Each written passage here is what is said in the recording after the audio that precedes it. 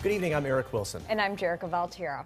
4 teenagers are arrested and a 5th suspect is on the run following a month-long investigation. Rockford police say the 4 teens and 20-year-old Latham Swift are responsible for a string of armed robberies. Investigators believe the suspects may also be connected to 3 shootings. All of the teens face armed robbery charges. One of the 17-year-olds faces additional charges after police say they found him with a stolen gun.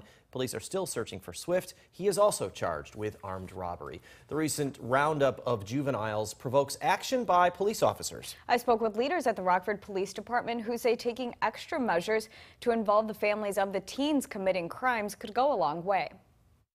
What we are doing is starting to monitor and definitely taking a closer look at some of the names that are starting to appear in some of the reports that are juveniles. An issue that's becoming more prevalent in Rockford. We're seeing more juveniles involved in criminal incidents, definitely with our property crimes.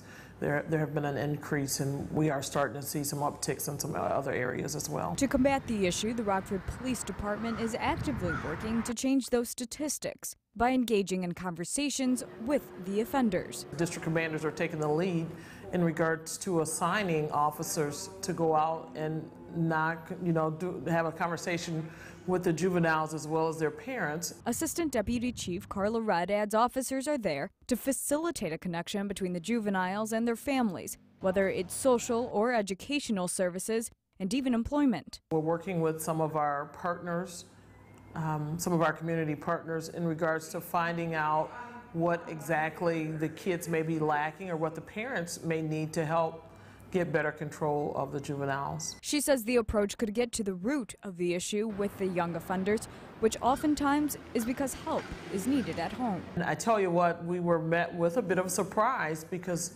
I've actually had the liberty of going out and speaking with some of the juveniles as well as their parents.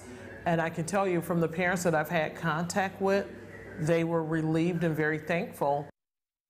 It doesn't just end after one conversation. Chief Rudd adds the officers conduct follow-up meetings with the juveniles and their families.